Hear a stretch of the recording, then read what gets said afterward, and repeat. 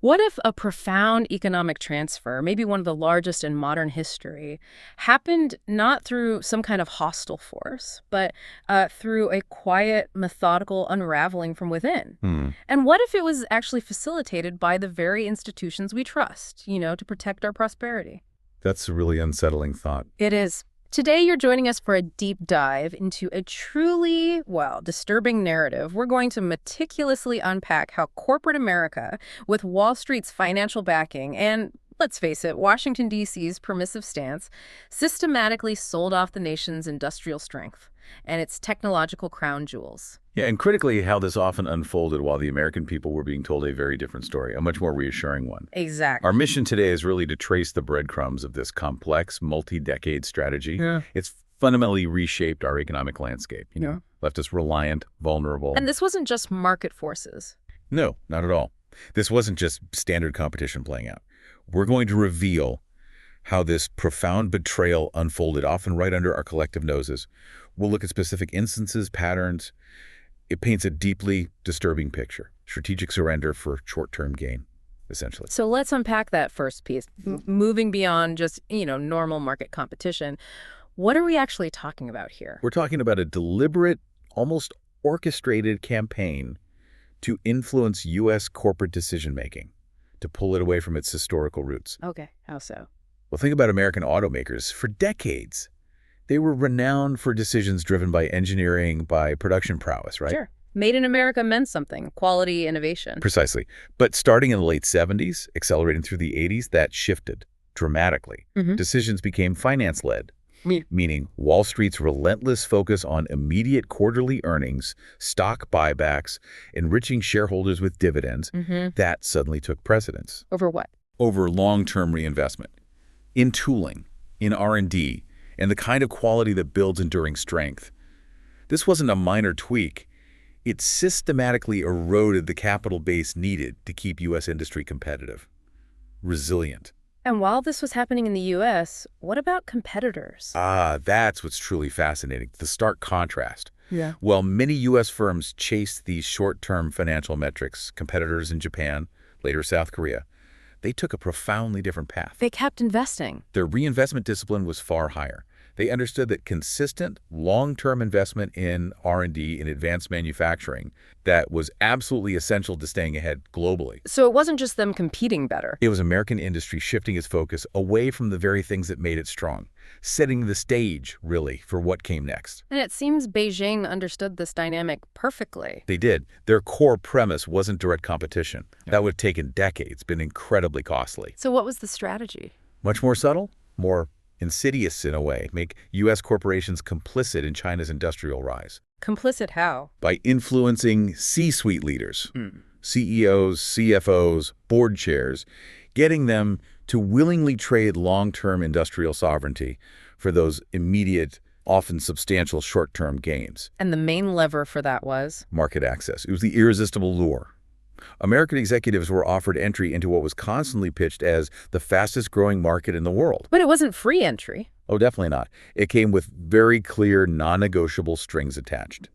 Mandatory 50-50 joint ventures, often forced technology transfers, strict local production requirements. And these were presented as temporary. Exactly, temporary measures. Yeah. But they were explicitly designed to siphon off IP, critical know-how, to ensure Chinese companies rapidly absorbed Western expertise. Okay, so the market access is the big carrot. But how did they get top executives, people who should know better, to go along with giving away so much? It wasn't just market access, was it? No, it often went beyond that.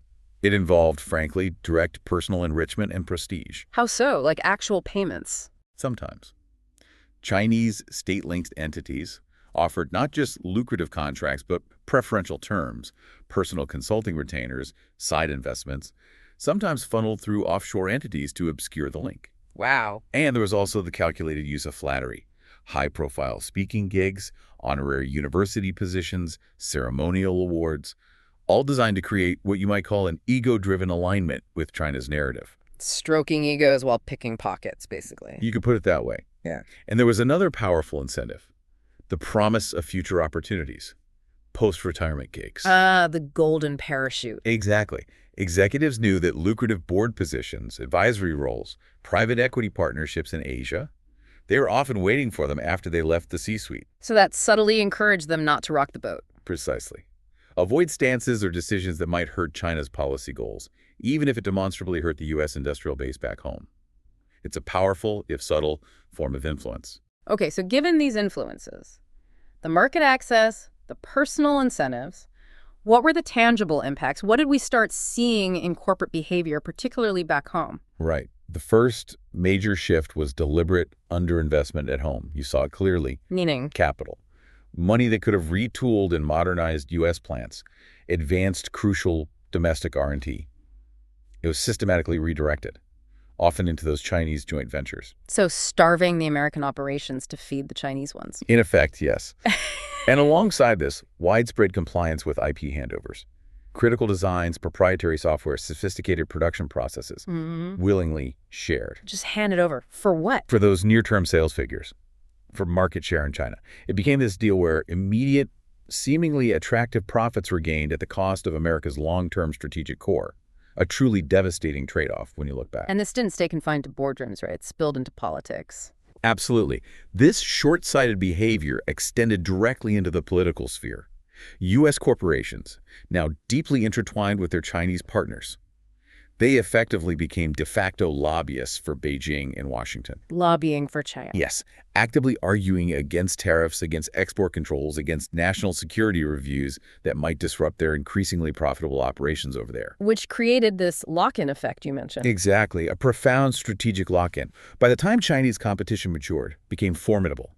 American firms were so dependent on Chinese supply chains, on that market reliance. Decoupling became nearly impossible without incurring severe, immediate losses. And the C-suite focused on quarterly results. They were the perfect target.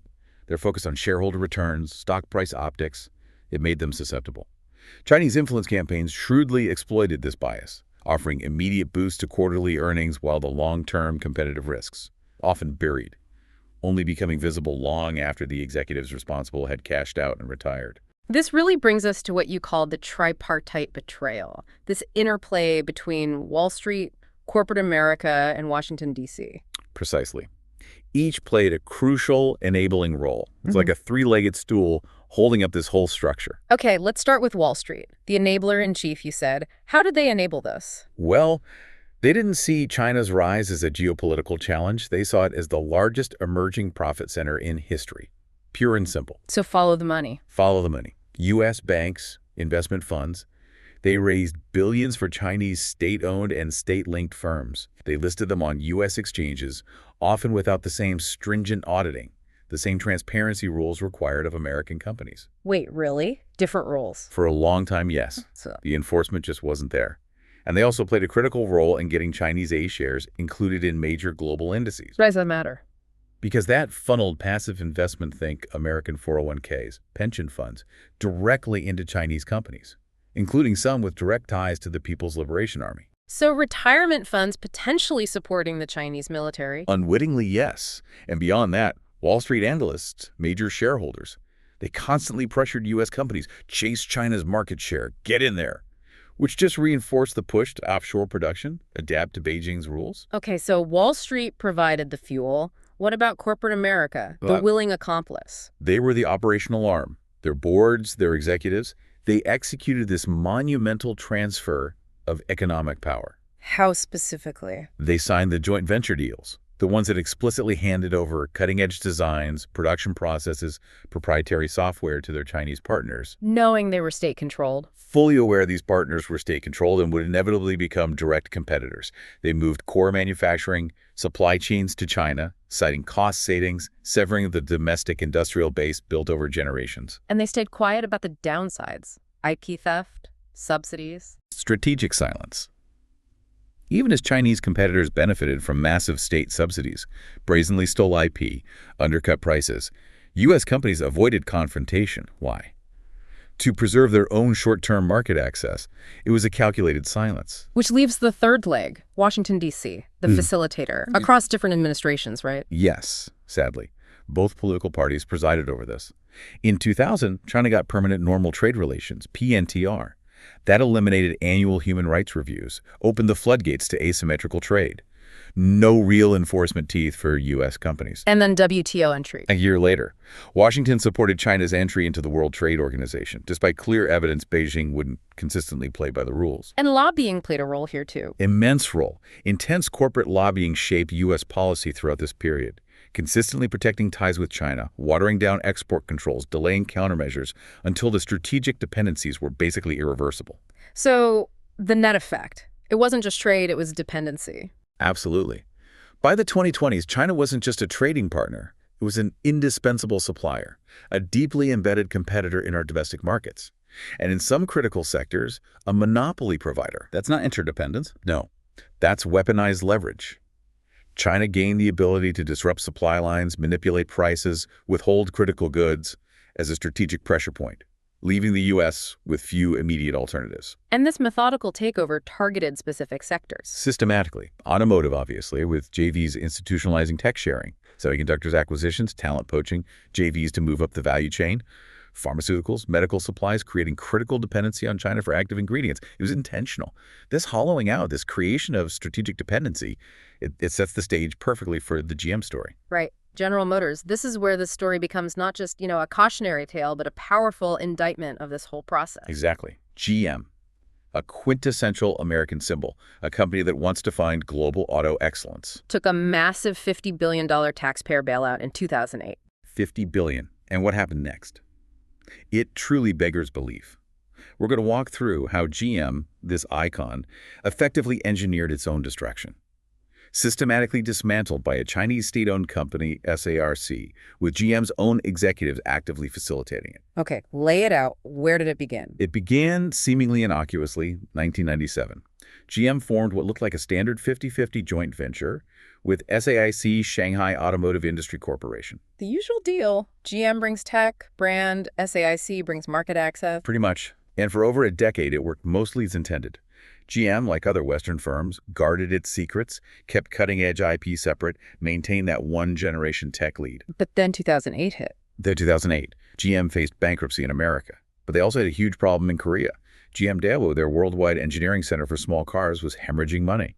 Lost $1.5 billion in Q1 2009 alone. And the bailout money couldn't be used for Korea. Right. Strict conditions on the TARP funds. American assets only. Couldn't touch GM Korea. And money markets were frozen. They couldn't get funding elsewhere. They were stuck. So they turned to two. This is where SAIC played. Well, it was brilliant strategic chess. Well, GM secretly approached SAIC for help. By November 2009, GM suddenly had the money for Korea, around $491 million. But the source was a mystery. Until December. The shocking truth emerged. SAI had paid just $85 million. $85 million for a golden share. A golden share? What's a tiny 1% stake in the joint venture. But crucially, it gave them 51% controlling interest of GM's entire Chinese operation. Wait, 1% gave them control for $85 million? $85 million. For less than the cost of a single modern factory, SAI got effective control of a business generating billions for GM. It was the bargain of the century for SAI. A devastating miscalculation for GM. That's unbelievable. But SAIC wasn't done, right? That $85 million was just the start. Oh, just the start of their leverage play. Yeah. SAIC also helped GM secure a $400 million loan from Chinese banks. Yeah. And get this, using GM's remaining stake in the JV as collateral. Wow. So GM was borrowing against its own diminished asset. Exactly. Yeah. And another critical detail. SAIC also took a 50% stake in GM's Indian operations, with an agreement that SAI could consolidate all earnings from that venture directly onto their own books. So the leverage game was truly beginning. You mentioned Guangxi earlier. Right. That Chinese concept of obligation, it's deep. In SAIC's view, GM now owed them, big time. Not just financially, but morally. And that debt was about to be called in ways that would profoundly reshape everything. So what was the first consequence of this debt, this leverage? Almost immediate. To get back to 50-50 ownership in the manufacturing JV, GM was compelled, essentially, to give SAI control of all sales operations in China. How did that work? A new joint venture for sales. Yeah. SAI held the controlling stake. This was catastrophic for GM. Why? Previously, GM could sell cars independently. Now, forced to share all sales revenue. But more critically, with a monopoly on sales, SAI could set the transfer prices. The price the manufacturing JV sold cars to the sales JV. Ah, so they can manipulate the profits. Precisely. SAIT squeezed the manufacturing operation, the original 50-50 JV, making it operate with hardly any profit. They funneled all the real profits to the sales operation, where they owned 51%. And the accounting allowed this. Chinese rules allowed SAIC, with majority control, to reflect the full earnings on its books. It was SAI's strategic masterstroke. Legally rerouting profits, GM's manufacturing looked barely profitable, while the true financial gains were consolidated on SAI's ledger. GM thought they had a lifeline. But they'd signed over their future to the very company that would systematically dismantle them. And this was just setting the stage for something even bigger, right? The technology giveaway. Exactly. What happened next would genuinely shock even GM's rivals, completely transform the global auto landscape. Before 2010, GM guarded its tech secrets meticulously. Like everyone else did. Right. But from 2010 onwards, GM became an open book, essentially handed over its technological crown jewels. How? What changed? That year, GM and SAI signed a memorandum of long-term strategic cooperation. The media fixated on the mention of EVs, hybrids. But that wasn't the real story. They completely missed the real bombshell. GM committed to developing all future technologies, not just EVs, together with SAIC. All future tech. Right after the bailout. Right after taxpayers saved them. It should have been front-page news, but it largely went unnoticed by the wider public. Why would GM do that? It seems insane. To GM execs, it probably looked like shrewd cost-saving, shared development costs, right? Yep. But in reality, they were training their own eventual executioner. Did they admit this was the strategy? GM CEO Dan Akerson was pretty candid. He explained they were building out an advanced tech center, diversifying R&D from the U.S. into China, because, quote, this market is so critically important to the success of our company. So shifting the R&D base systematically. Yes, sharing it completely with SAS. Yeah. At the Pan-Asia Technical Automotive Center, PATAC, GM sent top engineers from the U.S., from Opel in Germany, from Holden in Australia to teach their Chinese counterparts how to design cars from scratch. Not just theory, I assume. It's not just theory. Together, GM and SAS developed GM's first dual-clutch transmission, the small internal combustion engines that still power many GM and SAIC's cars today. GM provided expertise, half the development costs. SAS eagerly absorbed every detail. So GM tech started appearing in SAC hands directly. Yes. Take the 2010 Chevy New Sale. Supposedly the first car jointly developed in China. But it actually rode on GM's Gamma 2 platform, a platform that cost GM billions to develop. Okay, so SAIC got access to a modern GM platform. What's the masterstroke here? The royalty avoidance. This is brilliant in a ruthless way. GM spent billions on that platform. If SAX-GM had simply built cars under license, they could pay royalties on every single vehicle. Millions, potentially. Hold on, they didn't. Yep. By co-developing a new car with minor tweaks, they could label it jointly developed and sell that car and any other based on it without paying a single cent in royalties to GM. That's wow. This accounting sleight of hand was then applied to every future model. It killed a revenue stream GM had enjoyed for decades. But the royalties, just the tip of the iceberg. What was the real prize? Unrestricted access. Joint development gave SAE the ability to build their own cars on GM's platforms. Almost overnight, SAE transformed from a lagging company into an ambitious global contender, using one of the most advanced platforms of the time. And it gets worse, doesn't it? SAE didn't just copy. They improved on it. This is where it gets truly devastating. Using GM's own platforms as a foundation, SAE started developing superior vehicles. Better engineered, cheaper to produce than GM's own cars. And then use them against GM. Systematically. Use these SAIC-branded vehicles to outcompete GM in export markets worldwide. GM hadn't just given away its crown jewels, they'd trained their executioners, helped them forge better weapons, and watched helplessly as those weapons were turned against them. How quickly did this happen? By 2012, the transformation was undeniable. SAE had vehicles using GM's Delta II compact Epsilon midsize platforms. They had access to all three of GM's core global car architectures. That same year, SAE launched its first car with a dual-clutch transmission, the Row 550.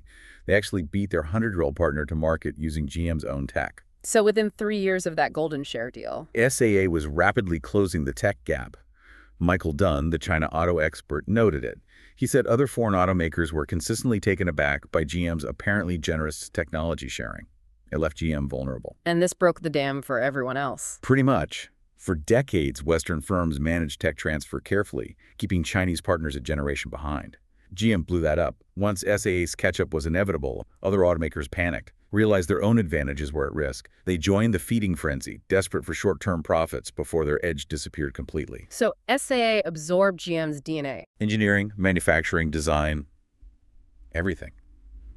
And they were now ready for the next phase. Systematically dismantling GM's global operations and replacing them with their own brands, their own factories. The student was ready to surpass the master. With SAIC armed with GM's tech and controlling the China ops, what was this next phase? Global surrender. That's exactly what it was. Systematically getting GM to surrender its global markets to SAIC, one after another. And what's infuriating is GM wasn't forced. They seemed eager. You mentioned Dan Akerson again. Yeah, the CEO. Yeah. Shockingly candid in 2011. Told Chinese reporters almost 7 out of every 10 automobiles were made outside the United States. 7 out of 10, just years after the bailout. Yep. 70% built elsewhere, and increasingly elsewhere was China. Akerson went further. We have 11 joint ventures in China. We regard our 11 joint ventures as 11 keys to success, not just in China, but globally. He explicitly admitted, SAEs is the principal relationship that we have around the globe now, and we expect that to be the case into the future. That's not partnership. That's total strategic dependence, declared openly. So what did this dependence look like in practice? How did the market surrender happen? Systematically. Phase 1, shifting the core. GM moved its low-cost, developing market focus from Korea, its global small car R&D hub, to Shanghai. GM Korea became an empty shell. And the JVs expanded. The SAAC GM Wheeling JV expanded rapidly, burst into the mainstream with cars like the Baojun 630. By 2012, Baojun was making its own versions of GM cars, adding SUVs, MPVs based on those jointly developed platforms. And the profits. The kicker, nearly 1 in 4 GM cars sold in China became a Baojun. But GM only had a 44% stake in SAAC GM Wheeling. Their share of the profits was pathetically thin. Okay, that's shifting the core. What was phase 2? The global Trojan horse. With SAE dominant in China and co-running India, the real market grab began. GM started putting GM badges on purely Chinese cars and exporting them worldwide. Rebadging Chinese cars as Chevys. It's exactly. Exports of Chevy-branded Wheeling bands started as early as 2008. But after the Golden Share deal, exports of complete knockdown kits, car parts, shipped for final assembly in GM plants worldwide accelerated dramatically. GM proactively putting its name on SAX products. And phase 3, the architecture surrender. Right. While badge jobs might be for developing markets, the real blow was co-developing cars for GM's next-gen platforms. As we discussed, this gave SAA GM and critically SAS itself unrestricted access to GM's latest tech. Fuel clutch, new engines, new platforms. Everything. The line between GM and SAI was completely erased in most world markets. SAC could produce millions of cars without paying royalties and compete head-on with GM, beating them globally. By 2013, the Baojun 630 was rebadged as the Chevy Optra for export, replacing a GM Korea car. GM's global exports of Chinese cars topped 100,000 units. The consequences of this strategy, they were swift. Remarkably swift and brutal. Yeah. Australia. Holden engineers trained SAIs now. Holden shuttered. Australia buys over 50,000 MGs, SAA's brand, versus maybe 4,000 GMs. UK and Europe. Chevrolet pulled out. Opel Vauxhall starved, then sold. Now, 232,000 MGs sold versus virtually 0 GMs. Korea. Lost HQ status, starved of new platforms for a decade, mass layoffs. Asia Pacific. Indonesia plants replaced by SAC-supplied vehicles. Vietnam sold to VinFast. Thailand sold to Great Wall Motors. India abandoned entirely. So SAC just stepped into the vacuum GM created. Exactly. The genius of their strategy was clear. They didn't just absorb tech. They systematically replaced GM's global presence with their own brands, especially MG. Using GM-developed tech, SAIC pushed aggressively into markets GM was retreating from. And GM helped them do it. Unprecedented access to GM's infrastructure, tech, cooperation. It made SAIC one of the fastest-growing automakers globally by market value. GM's latest products even debuted in China first. GM's investment plan for China was more than double the U.S. investment. The message was clear. Unmistakable. GM restructured its entire global strategy around SAO. It wasn't partnership, it was strategic surrender. Market by market, GM handed SAIC the keys to global domination, then stepped aside. And the final prize for SAIC, breaking into the American market itself, using GM as the delivery mechanism. The ultimate prize. And GM seemed eager to be the Trojan horse. Back in 2013, GM China President Bob Sosha was asked if Chinese-made cars might be sold in the U.S. What did he say? No hesitation. It could very well happen. If it makes economic sense, there's no reason why we can't be exporting to the States. Oblivious to the irony, given the bailout. Apparently. He didn't mention GM barely imported any U.S.-made cars to China then. You'd think, after a $50 billion taxpayer bailout, GM should be making cars in America, not leading the charge to fill America with Chinese-made vehicles. So when did the imports actually start? The breakthrough was 2016, the Buick Envision. GM started importing this Chinese-made crossover directly into the U.S., marketed as a near-premium Buick SUV. Did buyers know it was made in China? Most had no idea. The Envision quickly became America's best-selling Chinese vehicle, held that title for 8 straight years. For most of that time, it was also America's only Chinese car, making GM's role undeniable. And they imported others, too. Yep. SAIC GM followed up with the Cadillac CT6 plug-in hybrid, developed and built in China, imported while the smell of the bailout still lingered. Instead of advancing Volt tech in the U.S., they shifted that work to China. Instead of using U.S. factories for their Cadillac flagship, they imported it. So by 2018, GM was the biggest importer of Chinese cars. Quietly, yes. Tens of thousands annually. While other majors imported virtually nothing. Then Trump imposed tariffs on Chinese vehicles. Which disrupted GM's plan. Big time. The industry response was revealing. GM and Ford opposed the tariffs, but for totally different reasons. Ford imported 0 Chinese vehicles, but exported many U.S.-made cars to China. They feared retaliation hitting their exports. Their numbers told the opposite story. GM exported very few cars to China, while importing tens of thousands from China. Their priorities were crystal clear.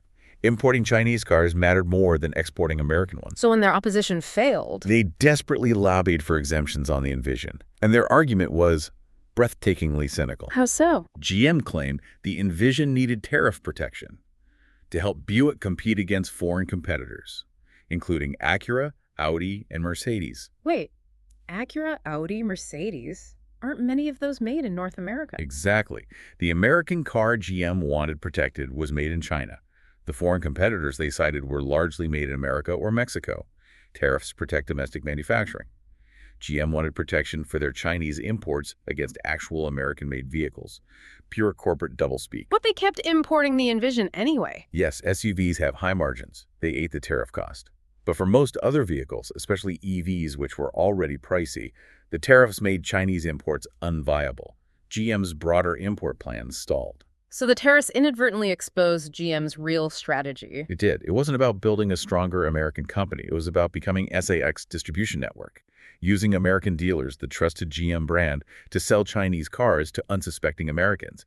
SA wasn't just learning. They were preparing to replace GM, using GM's own infrastructure. And this strategic surrender directly impacted GM's EV efforts, too. Directly. For years, GM's only EV in America was the aging Chevy Bolt. Development started way back in 2012.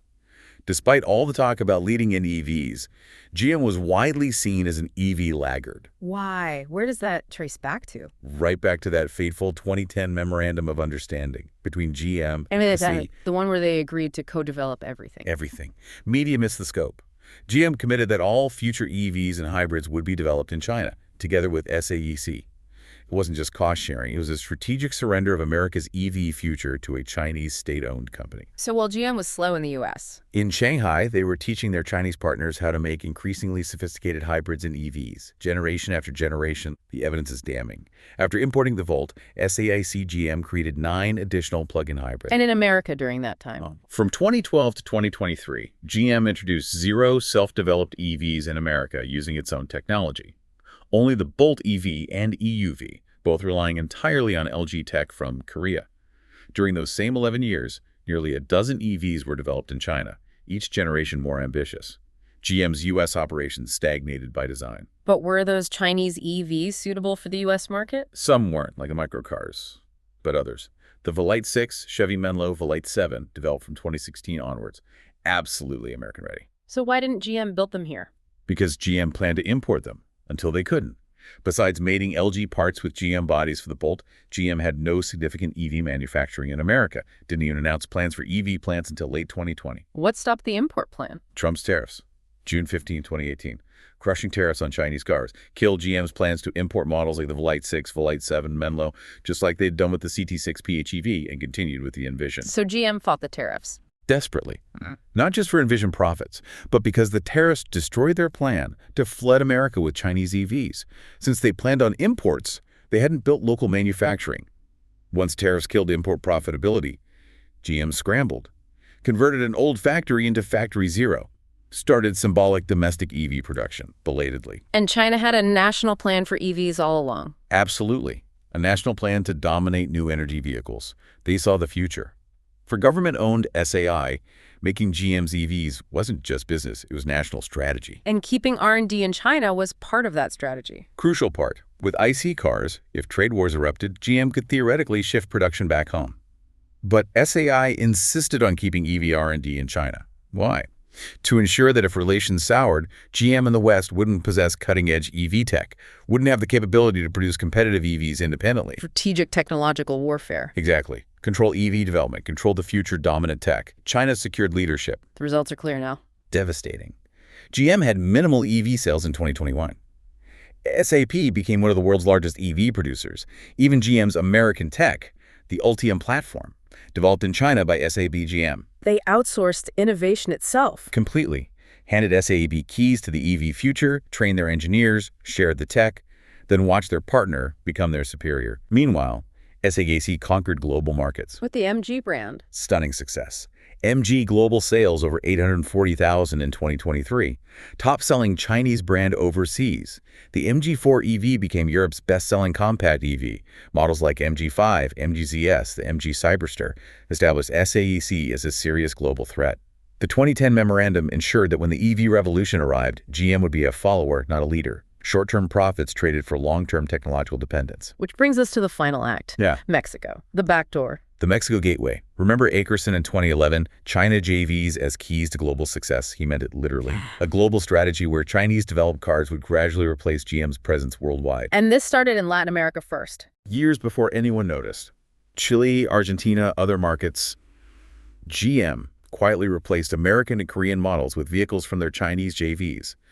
Looked like cost-cutting, but it was systematic implementation of SAI's global expansion plan. How'd it work? Models developed in Detroit or made in Korea were discontinued, substituted with rebadged Chinese vehicles wearing GM nameplates.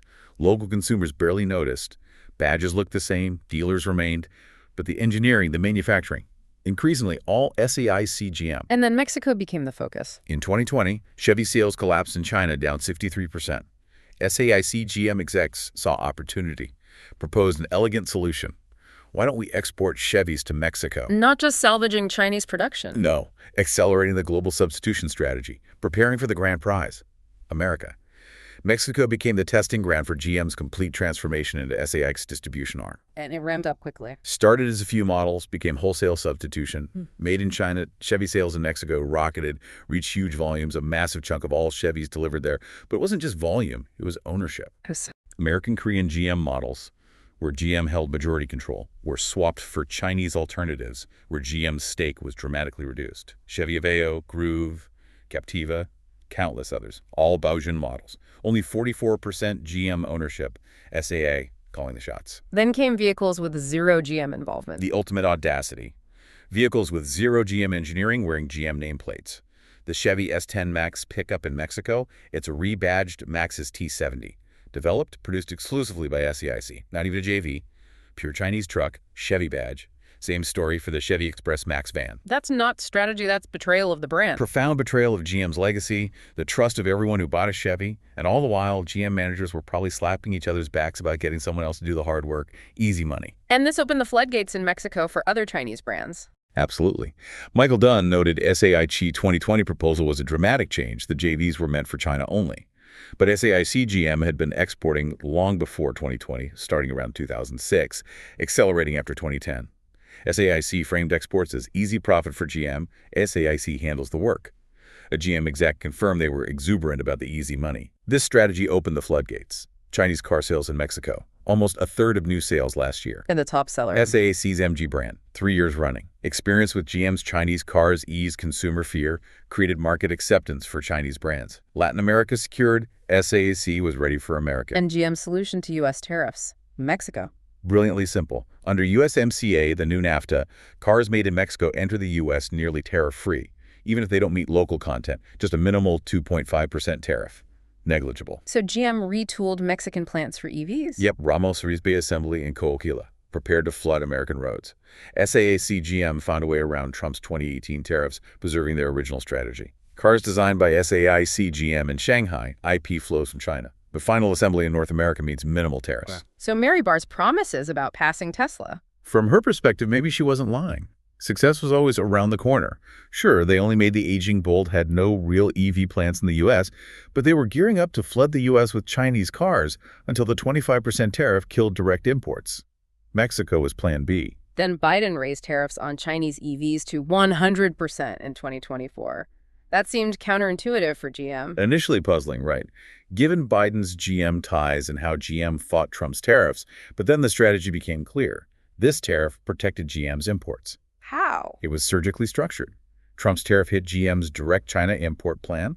Biden's tariff arrived just as GM pivoted to importing Chinese-designed vehicles from Mexico, so it shielded their Sino-Mexican imports from direct competition. Locking out rivals like BYD. Exactly. BYD, Geely, Polestar locked out by the 100% tariff. GM's Mexican-assembled Chinese-designed EVs could enter almost tariff-free, a protected monopoly on de facto Chinese EVs in America. And the tariff wording mattered too. Crucially, Trump's 25% hit Chinese cars broadly. Biden's 100% specifically targeted Chinese EVs.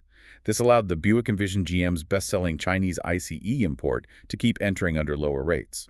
But then, very recently, new tariffs targeting Mexico imports. Yes, a change in administration brought that potential shift. Targeting vehicles from Mexico that closed the loophole GM planned to exploit, prompted them to freeze plans for the Buick Electra E5 for Mexico. So it's not just a delay, it's strategic paralysis. Exactly. Reveals the fragility of their whole approach. If substantial tariffs on Mexican imports happen, GM faces an existential choice: abandon the U.S. EV market or build SAIC-designed vehicles on U.S. soil. But SAIC won't give up. No way. For them, it's more than business. Remember Deng Xiaoping, open the window, expect some flies. They invited Western firms in. Now, after years of Western cars dominating China, it's time to balance the score. Western car sales are crashing in China. Chinese cars fill roads worldwide. SAI, state-owned, won't rest until Chinese-designed Chevys, Buicks, Cadillacs, then MGs, other Chinese brands fill American roads. The invasion has begun, and GM isn't resisting. They're effectively leading it. And there's a deadline looming, 2027. That's the number that should terrify every GM shareholder, 2027. When the SAI-GM joint venture agreement expires, when that contract ends, so does GM as we know it. But before that deadline, how bad is the current situation? Catastrophic. Q3 2024 alone. GM took $5.2 billion in charges, write-downs. Their China business, once the crown jewel, most profitable market, is hemorrhaging money. Chinese consumers are abandoning Western brands for domestic ones. The numbers are grim. Devastating. 2024, China sales down 50% from 2017. Market share plummeted to 6.9%. Billions in losses. Chinese sales crashing. But here's the truly terrifying part. GM has nowhere else to go. They engineered this corner themselves. Strategically. Over the past decade, systematically exited Europe, Australia, India, Russia, Thailand. Holden shut down. Opel Vauxhall sold. What's left? Reliance on just two regions, China and North America. Concentrating the risk. Enormous pressure. And now the cracks are showing. International operations aren't strength. They're dead weight, dragging the company down. What about Chevy, specifically in China? Car News China reports Chevy delayed all new projects indefinitely.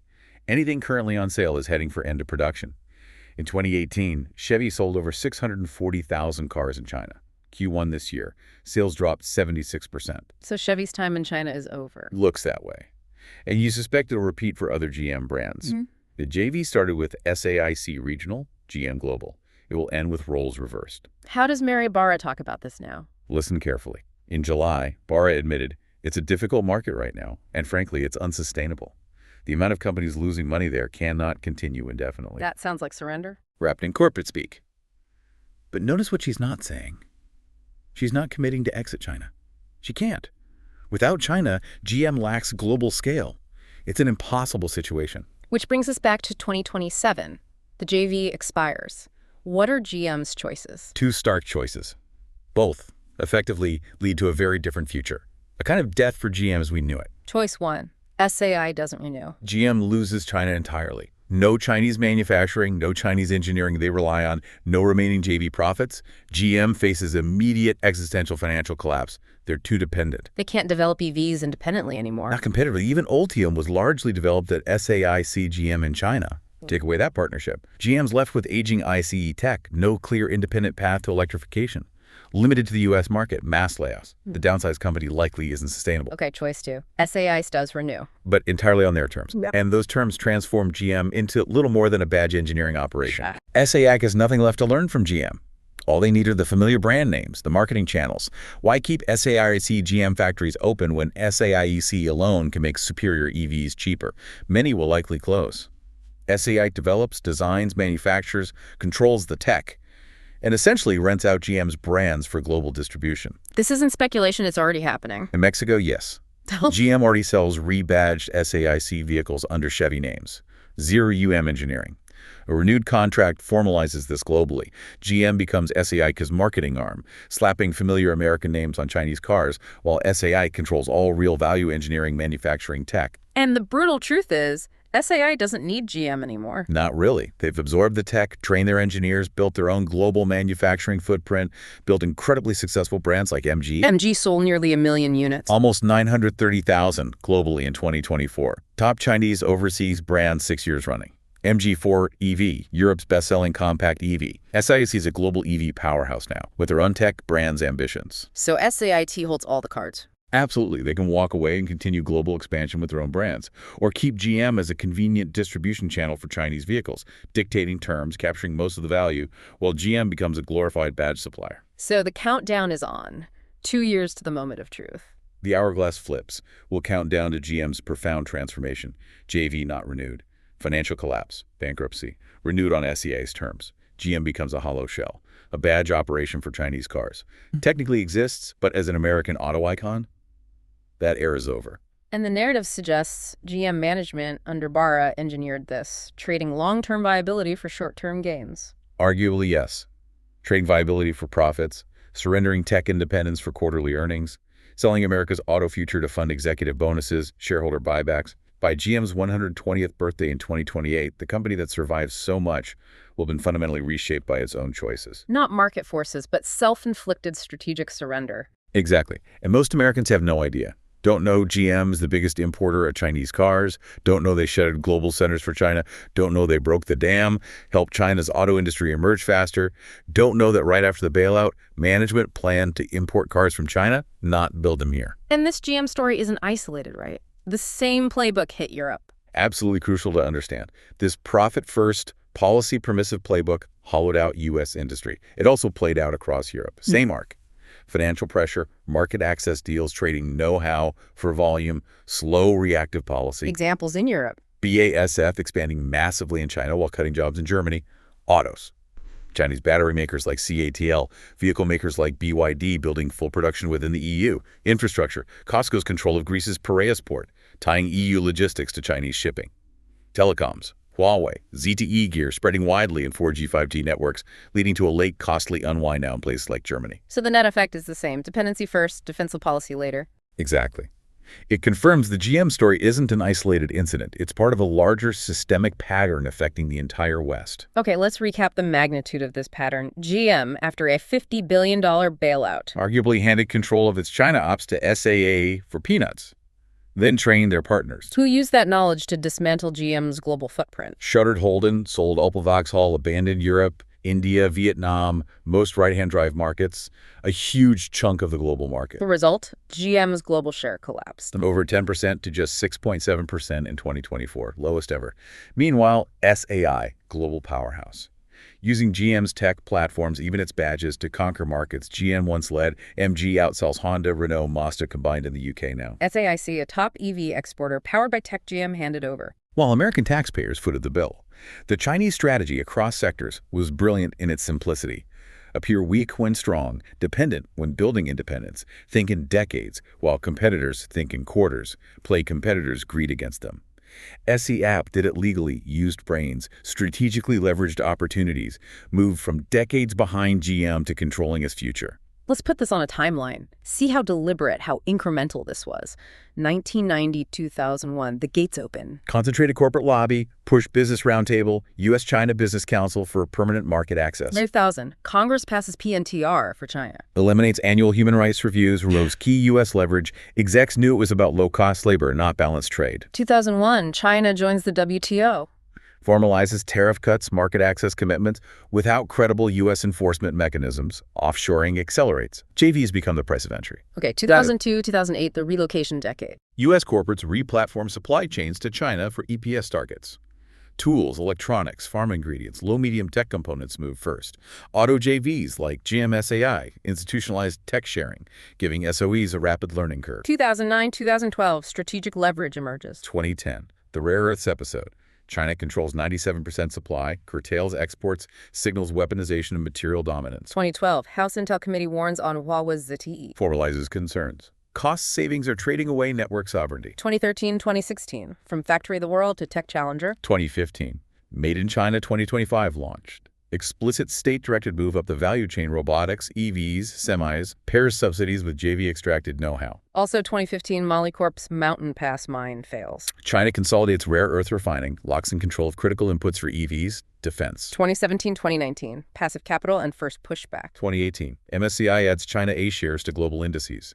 Deepens U.S. retirement fund exposure to Chinese corporates, including state-linked firms. 2019, U.S. adds Huawei to the entity list. Restricts access to U.S. tech. Triggers a slow, costly unwind for corporate procurement. 2020, 2022, focus on audit, pharma, chips. 2020, HFCAA becomes law. Threatens U.S. listings for firms with uninspectable auditors. Belated scrutiny of U.S. capital funding opaque Chinese firms. COVID exposes apomedical dependence. Confirms U.S. reliance, opaque visibility in drug inputs, national security risk flagged. October 2022, sweeping semiconductor export controls. First serious attempt to slow China's catch-up at the tech frontier. Finally, 2023-2024, industrial policy collides with dependency. 2022-23, PCAOB gains inspection access in China. Finally, pressure on listings. 2024, U.S. raises Section 301 tariffs significantly. EVs to 100%, semis to 50% by 2025, batteries, critical mineral, explicit response to subsidized overcapacity, tech transfer issues. December 2024, GM records $5 in charges tied to China JVs. Symbolizes the endgame of market access for know-how deals amid a domestic EV price war. Looking ahead to 2025, continued fragmentation with backdoors. Policy whipsaws, limited AI chip sales. Shows how leaky past regimes were. The through line is clear. Policy opened the channel, finance kept the capital flowing, corporate governance executed IP production transfers, and U.S. industrial strategy arrived late, now fighting entrenched dependencies built over 2 decades. And this was all greased by the revolving door, people moving between government and private sector. Absolutely. Blurred the lines, enabled the surrender. Think Henry Paulson, Goldman Sachs CEO pushing China market entry, then Treasury Secretary overseeing integration, then founds the Paulson Institute facilitating U.S.-China corporate collaboration. Others. Gary Locke, ambassador to China promoting trade, later joins boards linked to U.S.-China commerce. Max Baucus, senator, then ambassador to China. Staunch PNTR advocate, post-government, consults for multinationals with Chinese exposure. So everyone had a rationalization. Every decision maker. Wall Street saw fees, IPOs, flows. Corporate boards saw stock compensation, quarterly boosts. Politicians saw campaign donations, think tank partnerships, post office careers. What didn't they see? Or chose not to see? The strategic endgame. A U.S. economy increasingly dependent on a rival power for critical goods, tech, materials. So not legal treason, but strategically. Under U.S. law, it's not treason levying war or giving aid and comfort to enemies. But the moral, strategic reality is stark. These actions gave economic aid, tech advantage, strategic leverage to states aiming to be the dominant global power. So it aligns with the intent of the treason clause. When executives, boards, financiers knowingly trade national advantage for personal gain, empower foreign regimes undermining U.S. security, it aligns with the intent, even if the statute doesn't legally apply. It was a quiet, voluntary betrayal of the American Republic, sold not for ideology but for margin. You've heard how an American icon like GM was transformed from within, how an entire nation's industrial foundation was strategically hollowed out. Now consider this. If such a widespread corporate transfer of national assets could unfold so openly, incentivized by short-term gain, enabled by a powerful few, what other foundational elements of our national future are currently being quietly traded away for a quick profit or a quarterly bonus? It really encourages us all to be vigilant, to critically examine corporate and political decisions, to look beyond the immediate financial returns and consider the long-term strategic national interests. Your understanding of this complex history is vital as we navigate what comes next.